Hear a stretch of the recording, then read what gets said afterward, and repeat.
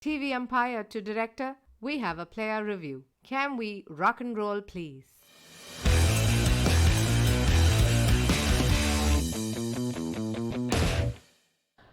Hello, and welcome to the lucky episode 13 of Bits and Pieces, our friendliest cricket podcast with friends talking about the game that we love.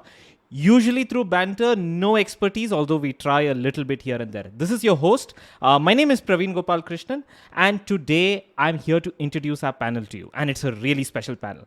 Joining us all the way from Seattle with his morning coffee, just awoken and ready to take on the world is Karthik. Karthik, say hi. Hello. Oh, I feel so old. I feel like the CSK team in the IPL anytime I have to wake up early.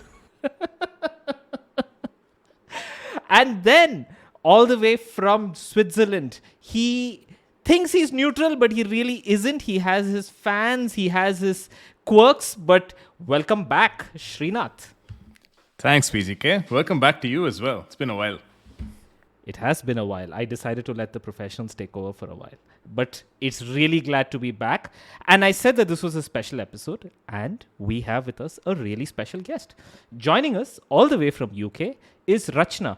Rachana calls herself a cricket enthusiast. And because we're going to be talking about the women's cricket today, the one thing that Rachana told me when we started this conversation was she said that I just want you to know that I only follow women's cricket and I don't follow men's cricket at all. And we said, perfect. And so, all the way from UK, say hi, Rachana. Hi everyone. Just woke up after the all-nighter because being in London and World Cup in New Zealand is not great for my sleep schedule. That is a committed fan. Wonderful. And I think, like everybody else, I think we should just kick off and go straight into the Women's World Cup. What a World Cup. We are recording at around 8 o'clock in the evening on Sunday. And just a few hours ago, Australia have won the Women's World Cup. They have lifted the trophy. Something that a lot of people predicted would happen much earlier. But then again, we kept watching, and what a fantastic World Cup it was. I mean, I have many reasons why I thought that the World Cup was phenomenal, but I thought I'll just throw it to all of you. Your impressions about the current World Cup. Rachana, I think you should be the first to just tell us what your views are. What did you think overall about the World Cup as a whole? I think this World Cup was it was a milestone in women's cricket just in terms of viewership, in terms of the engagement. Like I know people who started WhatsApping me at odd hours for me, basically saying, "Did you see this ball? Did you see what just happened? Are you following this?" I'm like, obviously, I'm following this. And so for me, it's special because women's cricket, I feel, has really picked up. And secondly, there were just some phenomenal matches as well. Like whenever people say that women's cricket is not as good as men's cricket, is not as excited, I'm like, please look at what happened in today's, well, maybe not today's one, but at least the India South Africa match that I'm sure that we're going to talk about last week, and several of the other matches that also took place. And I think the other thing that was also quite impressive is more from the social angle. This World Cup had several mothers. It had mothers. It had Amy Satterwhite, who gave birth about 18 months ago. It had the Pakistan captain Bisma. I'm going to Bisma Maroof. Bisma Maroof, who gave birth 6 months ago and who dedicated her 50 to her daughter.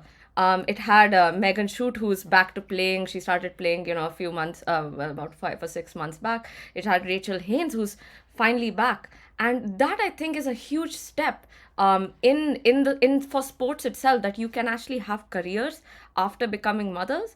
And again, what the different cricket boards have actually done to enable that to happen, especially Australia and England. I think these are all just milestones much bigger than just the sport itself. So I just wanted to put that out there. That's phenomenal. I mean, I do agree that in the context of all of those wonderful things that you said, Rachana, it almost does not matter who won the World Cup or who the favorites were, because in so many ways, this World Cup was so special. Throwing it over to you, Srinath, Karthik, any thoughts on the Women's World Cup? I think for me, this whole Aussie domination, it did feel inevitable from the start, but I made this point last time that if you take out Australia from this, I mean, they have a record of 40-2 since the 2017 World Cup. I think it's just like fictional, you know, amateur difficulty on EA cricket level stats. It's just insane that you can do that in a real life sport. You go 42.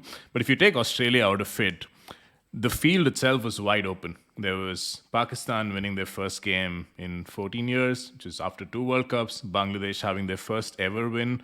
West Indies from the start. There was thrillers involving New Zealand, host New Zealand, South Africa coming out on the right side of thrilling finishes. And it seems silly at this point, but England lost their first three league games before storming all the way to the final.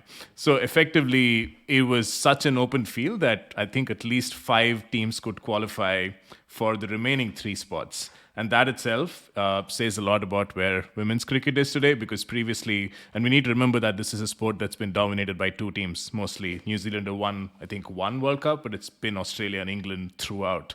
So the fact that so many other teams are able to compete is, I think, the takeaway from this tournament for me more than anything else. I know Rachana made the point about time zones, and that was a bit of a bummer because England, I think, is the biggest market outside of Australia or probably anywhere in the world. And England had such a difficult, silly time zone like we do when India play West Indies in tests. So it's a bit of that stuff, but I think it was probably the most competitive ODI World Cup in the women's game so far. There were like 2 things about the Women's World Cup that I really, really enjoyed. One was the thing that every team in the Women's World Cup won at least 1 game. And I thought that was like amazing. Like there wasn't a single team that lost all game. And considering the fact that many of them had, like Pakistan, I remember reading, had just won, I think, just 2 World Cup games before this. They had not won more than 2 games. And every single team won at least 1 game. And the second thing is that from a scheduling standpoint, of course, the time zone was a problem. But it's also important to remember that the Women's World Cup coincided, I think, with 3 test series happening simultaneously. So you had like 6 male cricket teams, all of whom were playing tests in different parts of the world. It coincided with the early part of the IPL. But despite all of that, it seemed to have gotten a lot of attention and a lot of people watched it. And I think that's like brilliant and amazing for the sport. Karthik, anything from your side? I know you've been following some of the games. Yeah, I think for me, it was just the product overall, if that makes sense. So, and I think some of that goes back to the point you were making, PGK, about, how people have been following this World Cup in spite of all of the other cricket going around, right? And I think some of that also has to do with the fact that finally we were in a position where the matches were not only available for everyone to see, but they were also in a consumable format, by which I mean that you could tune in live if you were in the right time zone or if, it suited your time zone, but you could also watch highlights. You could also, watch all the other outtakes around the World Cup and all of that, right? In the past, like I remember, loosely following previous Women's World Cups and so on. And, I remember I would tune in for like India games, the rest of it I would follow on Cricinfo or CricBuzz or one of these platforms, right? But this one, and I think some of this is just an evolution of streaming platforms in general, right? Like here in the United States, for example, the World Cup was broadcast on ESPN Plus, which is ESPN's streaming service. And I think even 4 years ago, this kind of thing wouldn't have been possible, where I could just wake up, I could turn on the IPL in the morning, then, watch something else in the afternoon, and then tune in for the World Cup in the evening. Like most of the games would kick off around 5 or 6 p.m. here on the West Coast, right? So I think that just, and this is great because I think this is where cricket is supposed to go as a sport, right? Like we've seen this with men's cricket as well, where once we actually get the productization right, once we get the commoditization right, and these are important parts, right? I mean, we act in cricket as if it's a bad thing for the sport to be commoditized, but not at all. I think for 95% of the audience, that's how you build the audience, right? It's the American model where you're basically turning it into a consumption product for people, right? And I think that was great. That was fantastic. And on sort of the personal/social front, I want to echo what Rachana was just saying, not just about the players being, mothers and the players, sort of the focus being on the players themselves, but also what was really nice was also to see the ecosystem around. So one part that really stuck out to me was the commentary, right? Which was, oh my God, so much better than anything you would encounter in a men's tournament. And part of that was also the fact that one, of course, is these fresh voices, in the sense of, we don't get to hear from these voices that often. So one of the high points for me was during the India-Pakistan game. You had Anjum Chopra and you had Sana Mir talking, during the game as part of commentary. But then you also had all these other things around where they were posting pictures on social media of them sort of going out to lunch and, all these things. You had a lot of like all-time greats like Debbie Hockley from New Zealand, who was on commentary, regularly. And it was great just to hear that perspective of, hey guys, this is a sport that has had a history that's been going on. Some of us have played this 20, 30, 40 years ago, right? And just to see all that thing coalesce and come together. And honestly, even some of the men's commentators like Nasser Hussain and Ian Smith and all these people were less blade to listen to in that context, right? Because in some sense, after listening to these guys in like the IPL and in like, random men's ODIs, I was actually very pleasantly surprised. So I think all of this together combined to make a very, very compelling product in some sense, right? And I can't wait for like the next big women's tournament. I hope that this momentum continues. But I think this was an all-round success, honestly. One is on the productization and the fact that all teams won. I think one thing that has been severely lacking, and we all know this, is is investment in women's cricket. And now we're seeing teams like Pakistan. They're having a series with Australia this year. They're starting the women's league in Pakistan, and India has been it's not clear what is happening with our IPL. But the fact that a country like Pakistan can take steps like that, I mean, that shows that investment is happening and the importance of productization. So yeah, completely agree with you on this, Karthik. Just to complete the thought on the commentators, which Karthik made, such a great point, because let's remember there are at least 3 men's series happening in parallel, plus the IPL. And typically what used to happen is the ICC would broadcast a selection of games because there are not enough commentators or there are not enough grounds where you can broadcast from. But this time it was taken very seriously, right? I don't know if it's a COVID outcome or whatever it was a positive outcome. There was the Hagley Oval, there's Mount Maunganui, there's Auckland, Wellington. All the premier grounds got women's games.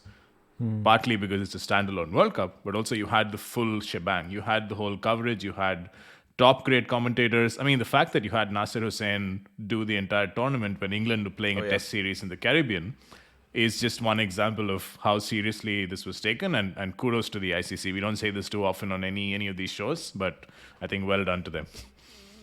Absolutely, I agree. And I think speaking of commentary, I think we highlighted this in last week's episode or 2 weeks back.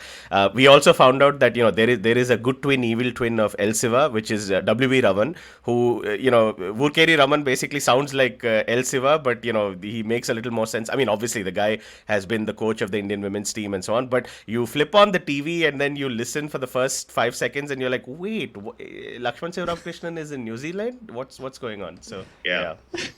Oh, just on the commentary though, one thing I noticed in the first few matches when Sanjay Manjrekar was commentating, and yes, he was there. I remember. Sorry, please continue. Some things can never be fixed. I conspicuously left out a name there. Anyway, go ahead, Rachana. So when I was watching, cricket, and 2019 World Cup was something I followed as well, the Men's World Cup. Then obviously the banter around Sanjay Manjrekar. But this time something really did annoy me. His constant usage of gender terms. Third man. When the field thing would come, he would be like, there are 3 guys on the field. I'm like, seriously, you hear Nasir Hussain saying deep third position, 3 women, 3 ladies, but Sanjay Manjrekar just did not learn from his mistakes. I tweeted quite a bit. I don't think he read them, but yeah. It's okay. If it's anything to go by, Rachana, then it just means that if Sanjay Manjrekar is saying something, then the exact opposite of that is going to happen.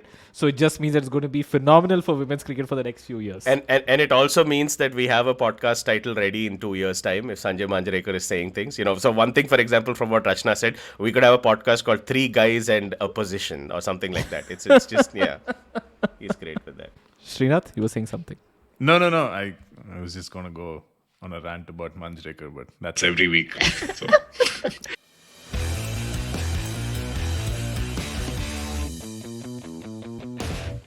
moving away from the commentary, I don't know if anybody else had anything else to say about it, but one other thing that stuck with me about the tournament, and I tweeted about this, a couple of times, was New Zealand, man. New Zealand was the star of the damn thing. Like, did you guys tune in and look at those takeaway shots, like the cutout shots between overs, between innings, and all of that? My God, those grounds looked so beautiful. I mean, we know that New Zealand grounds in general are known for being beautiful and known for being small, but just the surroundings of some of those places, especially Mount Maunganui. Oh my God! Like when you looked at the shots of the mountains and the beaches and everything, and I was like, wow, this is like the dream destination. Like I hope they hold all the World Cups here. Of time zone issues notwithstanding, it was just so beautiful. I don't know if you guys had Can I thoughts on just that. mention one thing? I actually had tickets for this World Cup. I bought You did? tickets a year ago. Why? What are you doing in the And- UK? And it's not about time zones. It's about COVID restrictions. And the Oh, fact that yeah. I would have had to quarantine for 7 or 14 days, it was still unclear. Alas. And that is yeah. the biggest tragedy of the women's world. Yeah, that's a miss. Yeah. Okay. Anything stood out to you, Rachana? I know we spoke about the scale of the whole thing. I know we spoke about the fact that many of the cricketers were mothers, which I want to come back to. But I'm just looking at just from the performances standpoint. Did any team surprise you, or did you think that, oh, this team was obviously like doing really well? We know about Australia, but rest of the other teams, did anything surprise you? Did you see Anything that really stood out?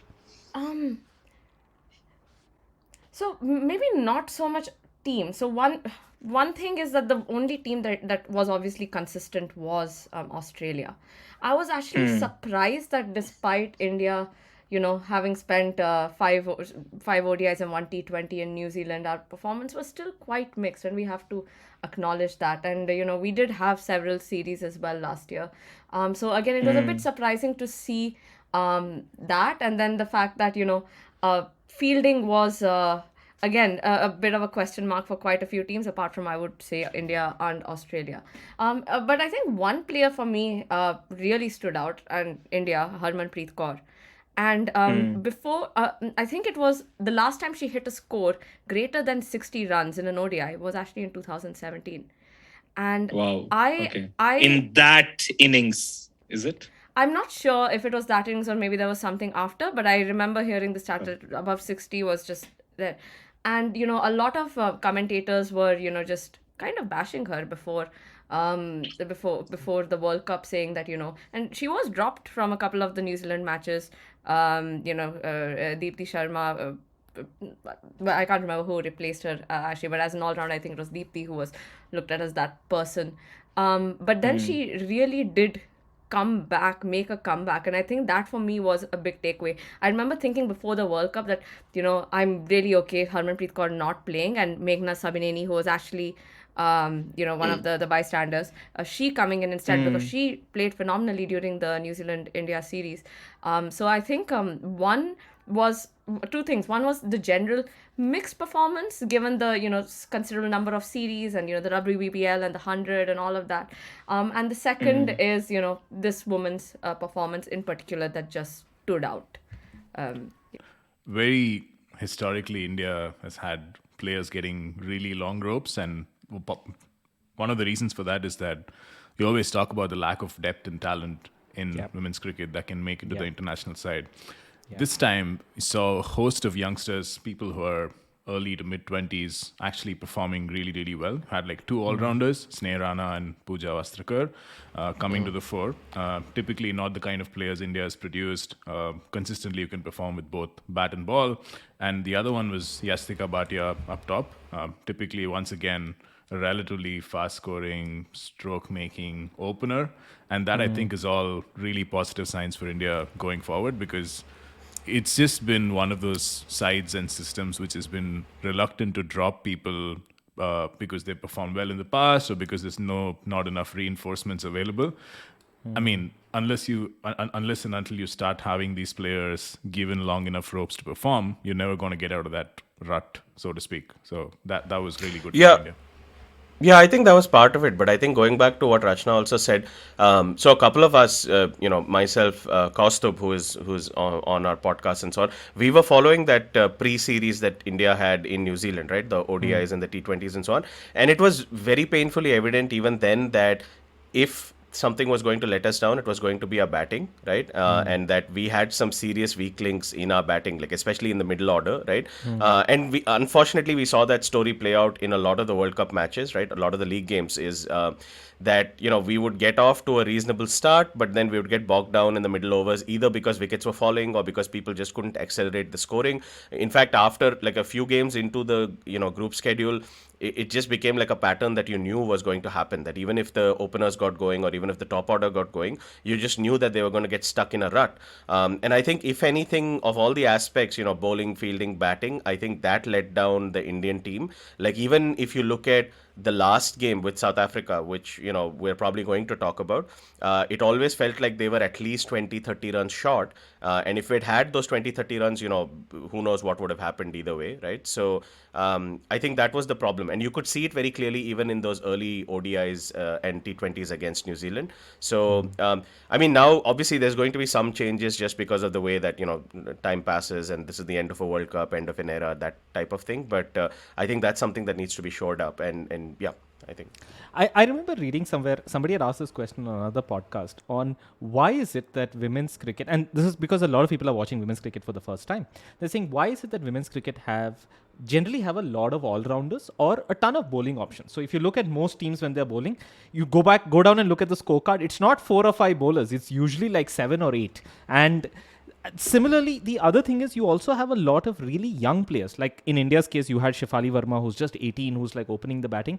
And I love the answer that was given in the podcast, which was that this is a phase that cricket typically goes through. At least if you look at men's cricket, which has just been around longer, so I'm looking at it as a comparison, that typically what happens is as teams become more mature, as there is phenomenal depth, one of the things that starts happening is the number of all-rounders at the highest level starts to decline immediately. Because only at like really, if you go back and even if you look at say club cricket, the number of people who are all-rounders is significantly high because you want people who can do everything. But as you go higher, specialization starts to count. That's one. And the second thing is that because there is phenomenal depth and talent, it becomes really hard for you to pick someone who's like an 18 and 19 and make this person jump ahead of the queue because there is so much talent right now. So that's why if you look at say Australia or England, at least India, even in the men's side, it's been a while since you've had so-called young prodigies really like taken to the fore. That has not happened in like a while. And that's obviously a consequence of the depth that we have. And I think we're going to see women's cricket go in that direction. And it's a wonderful, wonderful thing. But I think we cannot talk about the Indian cricket team without talking about the two people who have kept Indian cricket together for so long, Mithali Raj and Jhulan Goswami. Regardless of their performance in this World Cup, Rachana, just tell us what it means. What does it mean for you as an enthusiast? What does Mithali Raj and Jhulan Goswami mean for Indian women's cricket? I think I've gotten into too much depth with respect to their stories and their lives, and they have seen cricket transition. They've been a part of that transition. But what I want to highlight is they were a part of cricket, of a generation of cricket where they were playing for the sport. They were playing for the country. They were not playing for money. Mithali Raj's father had to take 2 jobs in order to support his daughter's cricket. You either had to just believe that, you will either, you believe or be happy with the fact that you are representing your country, be happy with the fact that you might get a railways job, or have the privilege to be able to support you in cricket in order to in order to just play the sport. And so for me, seeing them go through, I mean, I didn't really see them, but knowing that they went through that journey of supporting cricket and just playing cricket for the love of cricket, to BCCI actually taking over and providing them with match fees and income.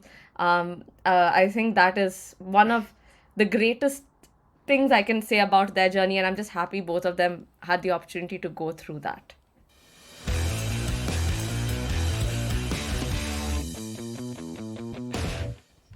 On a related note, is a really beautiful point about women's sport and women's cricket going professional. There's a lot of discussion around why women's power hitting has become such a big deal in the last few Yeah. years. One of the theories and one of the answers that keeps coming up is women before the last few years, most women at least, had to juggle between a day job and cricket training. And so when they did the two of that, going to the gym became a tertiary thing, which came after your day job, after your nets, because you already had to find time for nets and training, that you did not ever care about going to the gym and training just for sport. And this is not just an India thing, it's pretty much everywhere else except Australia, that when you go professional, the sort of relatively second order benefits result in a game that's so much more comprehensive, so much more all round, and therefore it just adds to the quality of the sport. I remember this one Nice. particular podcast where Mithali Raj is talking, where she spoke about some New Zealand series in 2003, 4, 5, where she was actually captaining, and how she, she was the physio. She was that mental health person in the team if there were any issues, and they all had to somehow cough up money in order to buy tickets, go economy, have barely like 12 or 18 hours before their first game, no support of no recognition by BCCI, no recognition in general, whereas New Zealand, Australia and England have had those ecosystems before, and yet if I'm not mistaken we did quite well in the series. I don't want to quote wrong stats, but yeah, so it has been quite a journey for both of them. Yeah.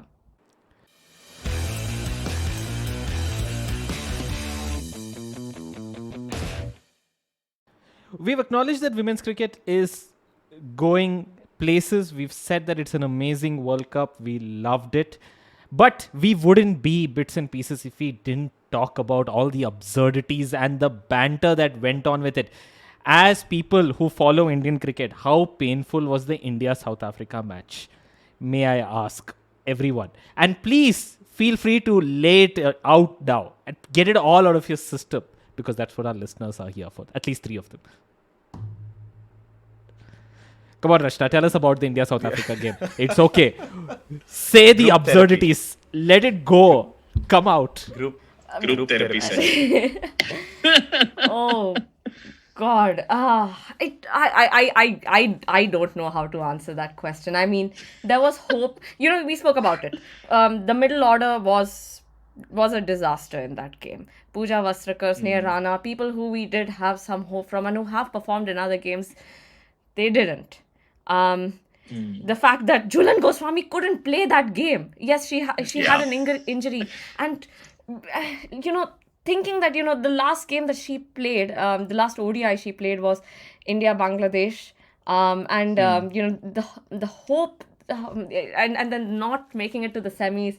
It is quite painful thinking, realizing that the last game just is already, her last game in ODIs is already done, and then of course the no ball, which. Can I just say, as someone who was watching the match, Jhulan Goswami was doing on television what all of us were doing sitting on our couches. Right? I She know. was like, what's going on? Throwing her hands up, walking away, throwing things on the floor. It was amazing to watch. I was like, okay, at least they feel. No, and it was especially painful to see her doing it there, because at least we know we're all stuck like an entire continent or more away, and there's really nothing we can do. She's at the ground and she can't. It was. I think that was the, I don't know, not even frustrating. That was the saddest part of the whole thing, right? Like, because they would keep, especially during the South African chase towards the end, they would keep cutting away to her every 2 balls, right? And she was sitting in that dressing room, like that shot of just her by herself sitting in the dressing room, right? Yeah. That was, it was heartbreaking. It was even more poetic because she was the one who bowled the marginal over the waist no ball that almost beat Australia, right? Like, if not for that, they would have beaten Australia in the bilateral series just before the World Cup. So even more heartbreaking. Yeah. The one interesting part was because it was a relatively intimate atmosphere. So what happened is, I remember there was this one time when South Africa was chasing and they were cruising. It looked like South Africa would win. And then suddenly South Africa started doing what South Africa always does, which is they start suddenly like losing wickets and then, and that is when everyone leans forward and say, we have seen this before. We know how this is going to end. And at that point, there was a run out and it went up to the third umpire. And the cameraman, instead of like focusing on the third umpire and playing the replay, just swings the camera straight to the Indian dressing room, and in the Indian dressing room there are these 4 guys who are sitting in front of a laptop, and this guy sees the camera is on him and he puts his finger out and says, yeah, Finger up. I can see it. I'm like, oh, okay, so it is out. I don't have to look at the third. So this is what the Indian support staff was doing. This was I remember that. Yeah. So one But sorry, go ahead, Rachana. I was just going to say, like, I felt a lot of anger towards South Africa. Again, this is probably something that's, a bit quite controversial, I would say. But at that point, so South Africa knew they were in the semis. And this is not in the spirit of sportsmanship. But I really felt by South Africa winning, they did a disservice to the sport. Ooh, tell us more. This is the kind of stuff this podcast is for. Okay. This is the opening of the podcast, this episode. No, but go on. If India had made it to the semis, there would have been far more viewership than there was. And I remember seeing some stats generally about India matches over the course of this World Cup. And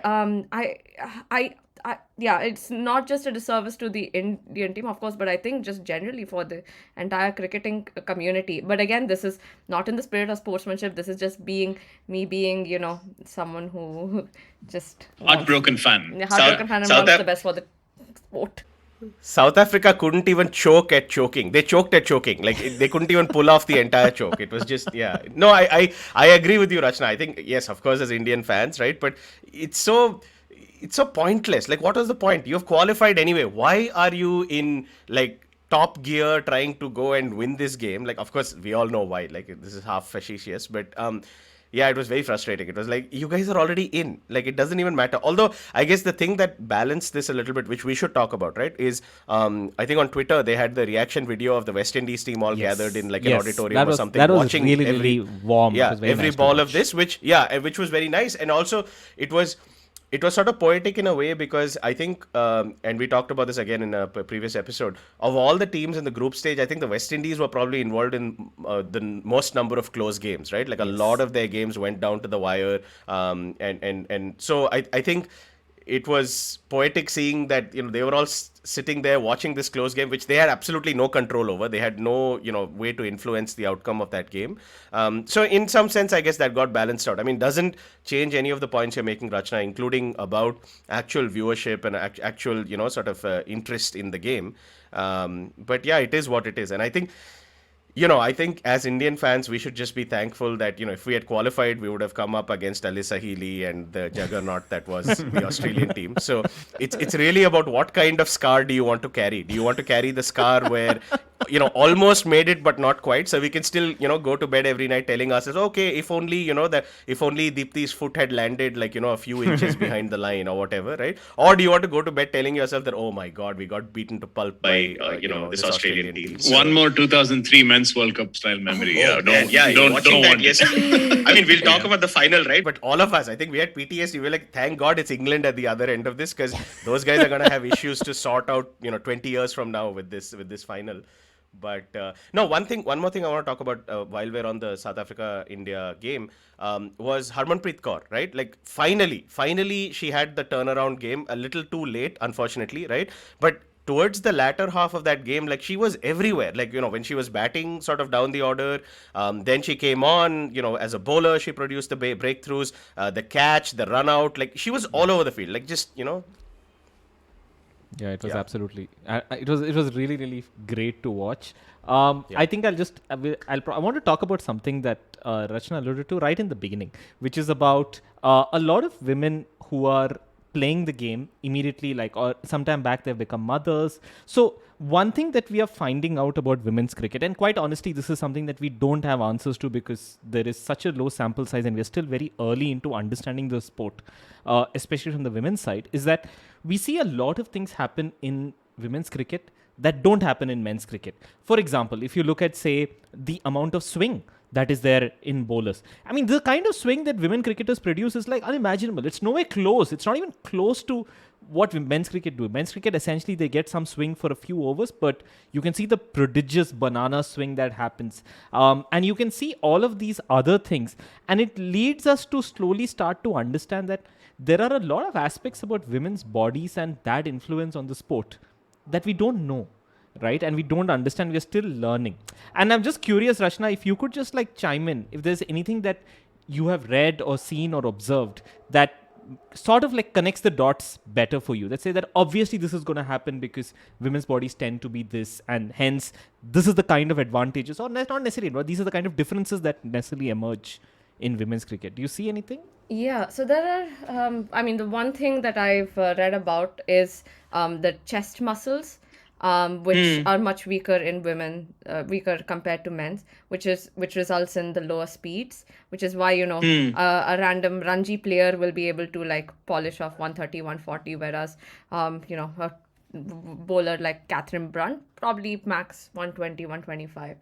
Second is also, I'm a part of this group of I'm not a coach, but women coaches in by the ECB, England Cricket Board, and so I was talking to some of them and how they go about their coaching, and what are the differences physically, and they said it's the physical aspect is there, but it's also the kind of pitches that lead to a different game. So the fact that the boundaries are shorter means that if you are a fast bowler and if you are not accurate, then you could easily hit a boundary. So what coaches have focused on, PJK, you were talking about this point around all-rounders, is on actually just being much stronger when it comes to the line. So spin, medium pace, and swing, focusing on that versus, actually on speed. And now there's a generation of bowlers like Izzy Wong, who plays for Birmingham Phoenix, and I think in the England squad as well. There is Tyler Valamnik in the Australian team, who polished off like a 125, I think, last year. So there is this new generation where there's more focus on faster speeds. But it is a combination of it's not just about the body, but it's also about the nature. It's also about the game, the pitch as a whole, and what you end up focusing on as you grow older. And I think one of the other points they mentioned is because until 15, 16, you try to have both mixed boys and girls playing, and again, boys will have that significant advantage in terms of speed. So where do you focus the women? You focus the women on accuracy versus actually on pace. And this again was like a very interesting distinction on the evolution of women's cricket during those age groups. I'm really looking Forward to, especially from a biomechanical standpoint, really excited to see what women's cricket has in store for us. I actually genuinely think we're going to see, for example, spinners who are going to do things in women's cricket that no male spinner will be able to do at all, simply by the function of their bodies. I think we're going to see batswomen who are going to do things that are very different from what batsmen in the men's side would do. So all of this is like quite nice and exciting. We'll end on an optimistic note, given that India is out. Yes, that's quite sad. But the BCCI has announced that the women's IPL will kick off from 2023, which is from next year. And they say that it will have 4 to 6 teams. Of course, it's pending some approval by some AGM, but I feel like it's almost like a done deal. It's probably going to happen. Rachana, are you going to watch this amazing, beautiful sport in the women's IPL, or do you consider it a monstrosity? I will definitely watch it. I mean, I think, I don't know. I didn't grow up with T20, like I think many of us. So the 20 over matches. And I'm not, I love watching ODIs. I know some of you have differing opinions on that, and I do enjoy test matches as well. But I think IPL is or any of these leagues, it's just a great thing for the game. Like when I was listening to Jemima Rodriguez's interview last year when she was playing for the Northern Superchargers, and she was just talking about playing alongside or just seeing some of these players, Catherine Brunt, etc. The kind of the kind of discipline they have when it comes in the gym, what they focus on, how they think about their routines. It's just beneficial for the community as a whole. And I don't know if you're aware of the Fair Break series that's happening in the next couple of months. So this is please tell us about it. Yeah, so this is actually so they are basically sponsoring a league, 5-6 different teams where each team has one player from every single country. India is not there for some reason, but they have Sophie Devine, they have I think Susie Bates is playing. They have people from Pakistan, Bangladesh, most of the teams.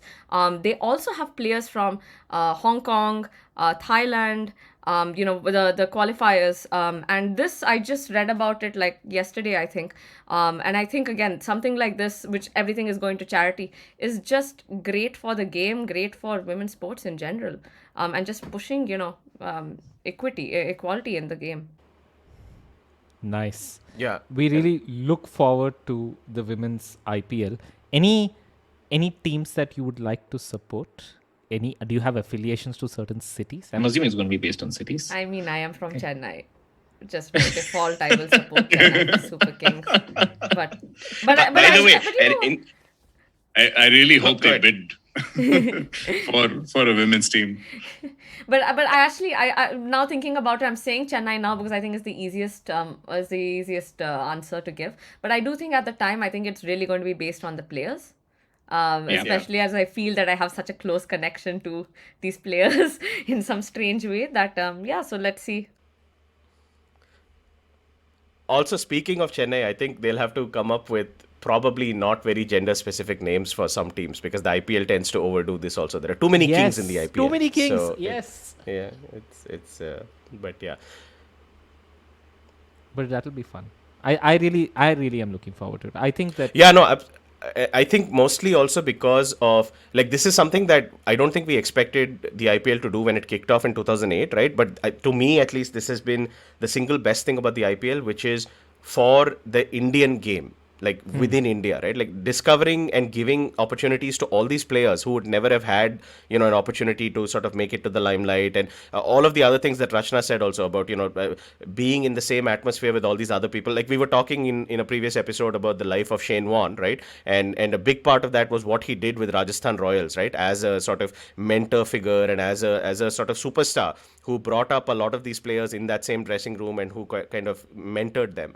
And it's a double whammy in some sense for the women's game because one, just having that sort of thing, and two, we lament how little even playing time most of the women's teams have outside of tournaments like the ODI World Cup and all of that. So I'm really looking forward to it. Thank you, Ramiz Raja, for forcing the hand of the BCCI. The one good thing that Ramiz Raja has done in his life. But yeah. I am actually sorry, Srinath. No, I was just going to say that we take Australia's success for granted today, but the fact that despite winning so many World Cups, they've kept doubling down on the women's BBL year after year. They've not rested on their laurels saying, hey, we've professionalized the games, we've got these 8 franchises, and they play in parallel with the men. Every single year, the WBBL's gone from strength to strength, whether it's a double header, you sell tickets for the women's game together, you name them, you build the same fan base, you widen the pool of professional players. Here's a stat, right? Like Australia has 4 times as many professionals as any other women's cricket country. That's just astounding for me. And that tells you why they dominate so much. I think they had like 3 key injuries before this Women's World Cup. They've just replaced those players casually, and all of them have starred at different points of the tournament. They walk to victory at the end of it. So I think it's worth stating that you can't replicate the Australian model overnight, but I think that's where you need to look at to say that here's where we want to get to in 10 years. You've got the blueprint. You just need to have the will and the sort of commitment to investing in this over a period of time. I want to bring up another. Sorry, just Go.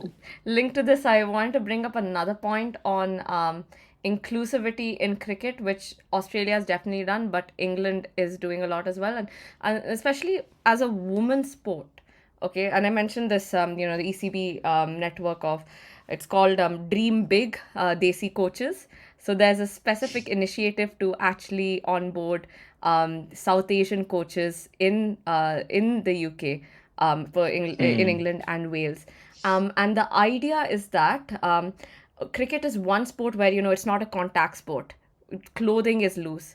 You could play with a hijab. So like Abtaha Maqsood for Birmingham Phoenix. And you can play cricket anywhere. And the way Dream Big actually talks about its program is that you can play cricket in a mosque, in a gurudwara, in a park. You could play with a plastic bat and ball. You could play with a season ball and a kookaburra bat if you want to.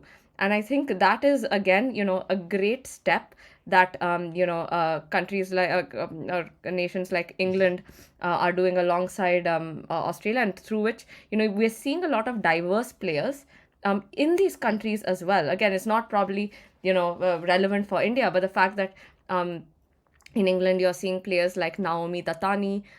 We have Alana King in Australia as well. And I think this is a big statement that these countries are making, just beyond looking at, women's cricket as women, but more than that.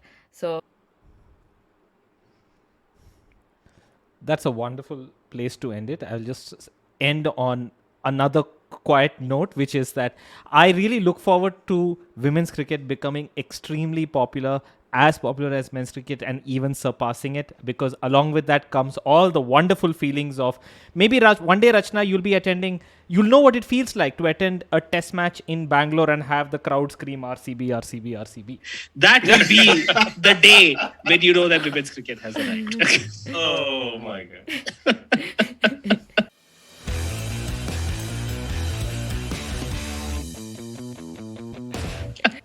Okay, on that note, we are moving on from the women's wonderful women's World Cup to the IPL.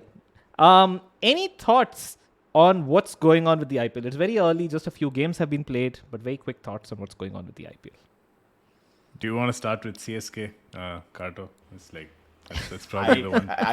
We can do CSK, but I actually want to start with Sunrisers Hyderabad. What the hell are they doing? Like, I thought last year was like the pinnacle of, or whatever, the bottom of what they could do, and this year they're already at the bottom of the table, already at the bottom of the Fair Play Award. They're somehow concocting a dispute that involves Kane Williamson of all people, and they're disputing it with the IPL Council. I just, Tony must be very happy. Tony must be, smiling somewhere, but just what has happened to this team? They've just fallen apart spectacularly, like starting with the massive cell phone that happened with David Warner. And like at this point, I'm just tuning into the IPL just to see how much lower SRH can fall. I used to be a huge SRH fan, partly because of loyalties to Hyderabad, but partly also because it would really get on the nerves of CSK fans and RCB fans and everybody who is annoying in the IPL in general. But oh my God, like just what have they done? Anyway, yeah, Srinath, maybe you should talk about CSK. Just I had to get it off my chest. I also still follow SRH for Kane, and there's also Rashid Khan before this, but it's just like you don't know what low they're going to sink to the next game. But anyway, I think CSK SRH should be a good game. They're both plumbing new lows every day. So I was just seeing that it's the first time CSK have lost 2 games at the start of a tournament. I mean, the IPL is a bit of a blur. You don't remember seasons. It's almost like, it's a giant sort of stream of multiple different tournaments that kind of meld into your memory. But I think CSK this time, I know Dhoni's given up captaincy, etc. But like, what is that bowling attack? Tushar Deshpande and Mukesh Chaudhary. That was their opening bowling attack last game, and they got hammered to all parts. And it's not like their reinforcements are doing any better if the current game is anything to go by. But I don't know what they think when they go into auctions, because they've just won from spectacularly impossible situations in the past. Like, I don't know what it is. It's a Dhoni effect, or having the tournament clutch play that they've had historically. But this time, I think like they themselves have surpassed their historic lows in terms of assembling a team, right?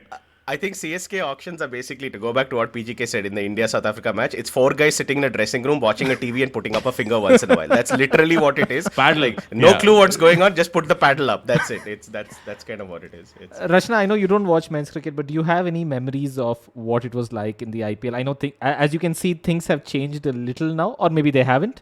But do you have any memories of any teams, anything that you had some affiliation to? And we can tell you how badly they're doing right now. Or well. Okay. It was always CSK. Okay. I don't think I have any specific memories at this point except like whistle poured a CSK. To be honest, Oh my God. I have a feeling that I've just like deleted my IPL memories, and I have been to matches. Don't worry, as well. most of us do that after every season. We have to clear up some garbage out of our heads, so we all delete our IPL memories the moment it finishes. But yeah, But I did have That the is true. opportunity to ask three CSK players, and I can't even remember their names right now. I have the video somewhere. So there was Did some. you do the auction for CSK? And the question I asked them was very, so we are it's full audience and you can ask anything. So the question I asked them was, what's happening when it comes to the women's IPL, and Of course. yeah, and the response, I want to say it was Ravi Ashwin. Does he play for CSK or am I just making that up? He used A decade to. He ago, used yeah. to. He used Okay. to. Around the Then yeah. I don't remember who answered this question, but basically that person said that it is hopefully underway. But yeah, it's this is just one thing that a fight I've been picking. And you've clearly succeeded. So right now we do have that happening. So that's great. So it must have been quite a while ago if you basically asked this question if Ashwin was a part of CSK. Speaking of Ashwin, one team that looks really solid, not just on the field but even their social media, is Rajasthan Royals. I actually personally think they are the team to beat right now. Mumbai definitely looks a lot thinner because they have lost out a bunch of people, and definitely it looks much thinner. They don't have much depth. They seem to have paid through their nose just to hold on to Ishan Kishan, and it doesn't seem to make sense to me. But Rajasthan, man, they have a phenomenal team. It looks like they have great batsmen, and they have two spinners in Chahal and Ashwin who are able to hold on to the middle overs. But apart from that, I think the only thing that will probably trip Rajasthan is they have 6 really solid players, and then number 7 is Ashwin. And as much as I love Ashwin, I don't think Ashwin walks into a number 7 in any T20 team in anywhere. Probably in Test, but not in T20. But so if they end up getting into a collapse and then suddenly start to look at Riyan Parag and Ashwin walking out in the 10th over, then yeah, things start to get a little tricky from there. This what is are how. you saying? Sorry, I was just going to say outrage. Ravichandran Ashwin is a born all-rounder. How can you say this? Surrender your Chennai passport right now. As Madan was saying, yeah. Exactly, yeah. He's been classified as an all-rounder from the moment he started playing in St. Bede's as a little child. Come on. It's No, but Can't believe there are 4 people from Chennai here, or four people from Tamil Nadu here, and I am essentially the one who's basically saying that no, maybe not, we're not sure. But Srinath, sorry, you were saying. No, it's almost like what has become the Kings 11 curse in recent years, right? They start off spectacularly well. They seem to have put together a great team. First 7 games, they are pretty much in the top 4 or thereabouts, and then it kind of fades away completely, which is where I think teams like CSK or Mumbai historically don't win any of their first 4 or 5 games, and somehow they're all in the playoffs every single season. But taking off your point on RR, it's almost like there are a few teams that have actually had a good auction and put together what looks like a T20 side. I mean, Gujarat Titans have been a nice surprise package to start off. Seen a bunch of young talent doing really, really well. There's Abhinav Manohar, I think, who's a Karnataka lower order finisher. Yeah. Dude's just been wheeling away big hits from ball 1 pretty much. He came at the end of a chase against, I think it was Lucknow, and even in the last game, there's Ayush Badoni, who's Lucknow Super Giants. We've made all sorts of Badoni references, and whether he's a player from EA Cricket or whatever, it's Hemang Badani, but 20 years later. Yeah, he's the I made this. He's the Obomo of Badani. Obomo. Right? He's All right, so we will, I guess, continue to watch the IPL and see what's happening. Right now, a lot of teams are stumbling and stuttering. Some teams seem to have fit their groove. I think only after a week or two will things start to become clearer. Will Chennai continue to do the unthinkable, inexplicable win from nowhere? Will Mumbai find their mojo? Will Rajasthan fall apart? And will SRH ever win a game? Let's find out in the few weeks to go. Karthik says no, SRH is not going to win a game, but we'll find out. Nope.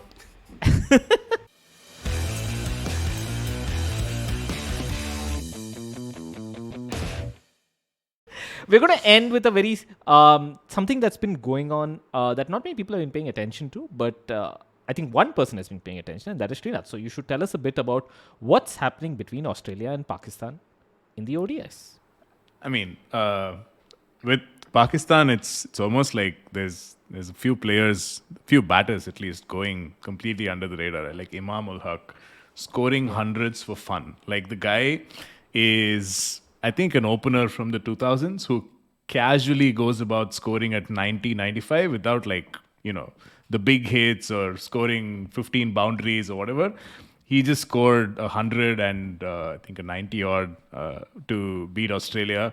Pakistan, by the way, I think the highlight of the series was Pakistan chasing down 348 in Lahore. And similar to South Africa, I think even their home fans were waiting for what point the chase goes off the rails, and it never came. Right, Babar obviously is Babar, and he's just like scoring, going from strength to strength at home. Australia admittedly had, I think, a second string attack. It was Nathan Ellis making his debut, Mitch Swepson also on debut. Then there was Cam Green and I think Sean Abbott, So this was their bowling attack. But given all of that, Pakistan actually did a great job in not doing a Pakistan at any stage, because most often their opponents are themselves, right? So they just carried on and chased down 349, and that pretty much turned the series. The third game, Australia collapsed. But I think the main takeaway from that series is the fact that we've now had an entire series featuring a big international side touring Pakistan, and cricket returning to pretty much everywhere, including the Gaddafi Stadium in Lahore. We spoke about that last week, but I think this is a significant success for Pakistan as a nation to bring a team like Australia back. Historically, they just refused to tour, and last year we know what happened with England and New Zealand. So I think that's the big storyline from the series, as much as, Pakistan didn't win a game for an entire month with all those draws, but finally they just put together a couple to get over the line. Nice. Can I say We one will thing? obviously- Yes, of course. One thing about there's one thing I paid attention to, or I saw in the Pakistan-Australia series. So there was this woman in the audience who actually had this big poster which said, "I am here to see Alyssa Healy's husband." And I thought, boom, that is brilliant. And this is what women's cricket need. This is what women need in the world. I think it's a good place to finish as well, right? Like Alyssa Healy's husband was actually there to watch Alyssa Healy smash it in the World Cup final. Yes. So, it yes. was great. I think that was, fantastic. And I will say that was actually such a wonderful image, because my wife asked me. She was like, I saw some photo. Well, who is this guy who's basically sitting there? I'm like, wow, this is where we are reached. Okay. And she does not watch cricket at all. And even she saw someone's husband is also playing cricket, something. So I think that's wonderful. Yeah. That's a wonderful, wonderful place to end. And it is so fitting that this is essentially fundamentally an episode that was completely focused on the Women's World Cup. Thank you so much for joining us, Rachana. We look forward to having you again. Please come in and tell us what's going on with women's cricket, and hopefully we will have you more often if the BCCI wills it. And hopefully until then, RCB. Ooh, what a guy. Oh, God, what a note turn. Yeah. Okay, this has been a really wonderful episode. Thanks a lot for joining us, Rachana. Say bye. Bye. It's been such a pleasure. All right, Bye. okay. All right, see you, Srinath. See you, Karthik. This is Praveen from Bits and Pieces. And keep an eye out for next week, where we continue on where we left off with the IPL. And in future episodes, hopefully more women's cricket.